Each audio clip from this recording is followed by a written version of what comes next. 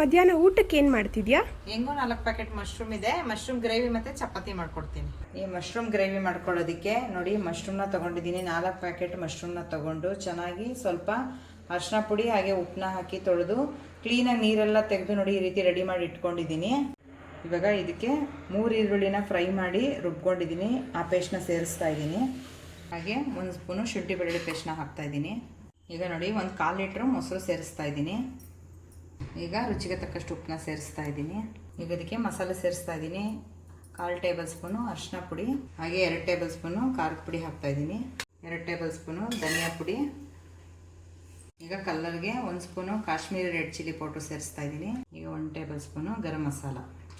ಈಗ ನೋಡಿ ಇದೆಲ್ಲ ಸೇರಿಸಿದ್ಮೇಲೆ ಇದನ್ನು ನೀಟಾಗಿ ಮಿಕ್ಸ್ ಮಾಡ್ಕೊಳ್ಳೋಣ. ತುಂಬ ವೆರೈಟಿ ಮಾಡಿರ್ತೀವಿ, ಈ ರೀತಿ ಒಂದ್ಸರಿ ಟ್ರೈ ಮಾಡಿ, ತುಂಬ ಚೆನ್ನಾಗಿ ಬರುತ್ತೆ. ನೋಡಿ ಈ ರೀತಿ ನೀಟಾಗಿ ಮಿಕ್ಸ್ ಮಾಡ್ಕೊಂಡಿದ್ದೀನಿ. ಇವಾಗ ಇದನ್ನು ಪ್ಲೇಟ್ ಮುಚ್ಚಿಬಿಟ್ಟು ಒಂದು 10 ನಿಮಿಷ ರೆಸ್ಟ್ ಮಾಡಲಿಕ್ಕೆ ಬಿಡೋಣ. ಇವಾಗ 10 ಮಿನಿಟ್ಸ್ ಇದನ್ನು ರೆಸ್ಟ್ ಮಾಡೋಕ್ಕೆ ಬಿಡೋಣ. ಇವಾಗ ನೋಡಿ 10 ನಿಮಿಷ ಆಗಿದೆ. ಈಗ ಕಡಾಯಿನ ಒಲೆ ಮೇಲೆ ಬಿಸಿಗಿಡ್ತಾ ಇದ್ದೀನಿ.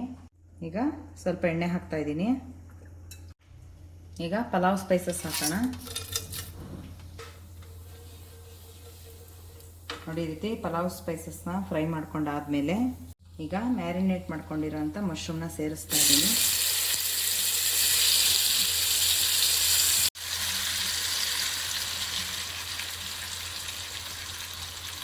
ಈಗ ನೋಡಿ ಸ್ವಲ್ಪ ಇದನ್ನು ಚೆನ್ನಾಗಿ ಮಿಕ್ಸ್ ಮಾಡಿಕೊಂಡು ಇವಾಗ ಪ್ಲೇಟ್ನ ಮುಚ್ಚೋಣ.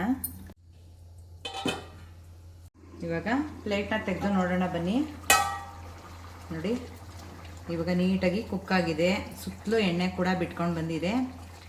ಈಗ ಪ್ಲೇಟ್ನ ತೆಗೆದುಬಿಟ್ಟು ಒಂದು 5 ನಿಮಿಷ ಬೇಯಿಸ್ಕೊಳ್ಳೋಣ. ಯಾಕೆ ನೀರು ಸ್ವಲ್ಪ ಜಾಸ್ತಿ ಇದೆ, ಹಾಗಾಗಿ ಎವಾಪ್ರೇಟ್ ಆಗಬೇಕು. ಈಗ ಈ ಗ್ರೇವಿಗೆ ಇನ್ನೂ ಸ್ವಲ್ಪ ಹೆಚ್ಚು ರುಚಿ ಬರಬೇಕು ಅಂತಂದರೆ ಇವಾಗ ನೆನೆಸ್ಕೊಂಡಿರೋಂಥ ಗೋಡಂಬಿನ ರುಬ್ಕೊಳ್ಳೋಣ. ಆವಾಗಲೇ ನಾನು ಈರುಳ್ಳಿ ರುಬ್ಬಿರೋ ಅಂಥ ಜಾರ್ನಲ್ಲೇ ರುಬ್ಕೊತಾ ಇದ್ದೀನಿ.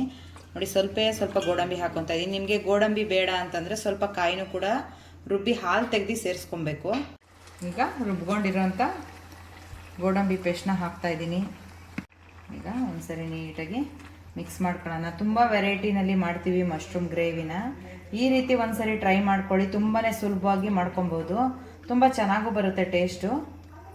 ಇವಾಗ ನೋಡಿ ಇದಾಗಿದೆ. ಸ್ಟವ್ ಆಫ್ ಮಾಡಿಕೊಂಡು ಸ್ವಲ್ಪ ಫೈನಲಿ ಕೊತ್ತಂಬರಿ ಸೊಪ್ಪನ್ನ ಉದುರಿಸಿದ್ರೆ ಮಶ್ರೂಮ್ ಗ್ರೇವಿ ರೆಡಿ ಆಗುತ್ತೆ.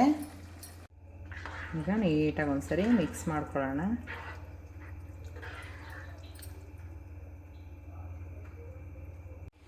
ಈಗ ಚಪಾತಿ ಜೊತೆ ಮಶ್ರೂಮ್ ಗ್ರೇವಿನ ಸರ್ವ್ ಮಾಡ್ತಾಯಿದ್ದೀನಿ. ನೋಡಿ ತುಂಬ ಚೆನ್ನಾಗಿ ಬಂದಿದೆ, ಒಳ್ಳೆ ಕಲರ್ ಕೂಡ ಬಂದಿದೆ. ಖಂಡಿತ ನೀವು ಕೂಡ ಟ್ರೈ ಮಾಡಿ. ಇದು ಚಪಾತಿಗೆ ಅಂತಲ್ಲ, ದೋಸೆ ಹಾಗೆ ಗೀ ರೈಸು ರೊಟ್ಟಿ ಎಲ್ಲದ್ರ ಜೊತೆಗೂ ತಿನ್ಬೋದು. ಈವನ್ ಬಿಸಿ ಬಿಸಿ ಅನ್ನದ ಜೊತೆಗೂ ಕೂಡ ತಿನ್ಬೋದು. ನೀವು ಕೂಡ ಖಂಡಿತ ಟ್ರೈ ಮಾಡಿ. ತುಂಬಾ ಸಿಂಪಲ್ಲು. ಹೇಗೆ ಮಾಡೋದು ಅಂತ ನೋಡಿದ್ರಲ್ಲ. ಇನ್ನಷ್ಟು ಈಸಿ ರೆಸಿಪಿಗಳಿಗೋಸ್ಕರ ನನ್ನ ಪೇಜ್ನ ಫಾಲೋ ಮಾಡಿ. ಹಾಗೆ ನಿಮ್ಮ ಫ್ಯಾಮಿಲಿ ಫ್ರೆಂಡ್ಸ್ಗೂ ಕೂಡ ಶೇರ್ ಮಾಡಿ. ನೆಕ್ಸ್ಟ್ ವೀಡಿಯೋದಲ್ಲಿ ಭೇಟಿಯಾಗೋಣ. ಎಲ್ರಿಗೂ ನಮಸ್ಕಾರ.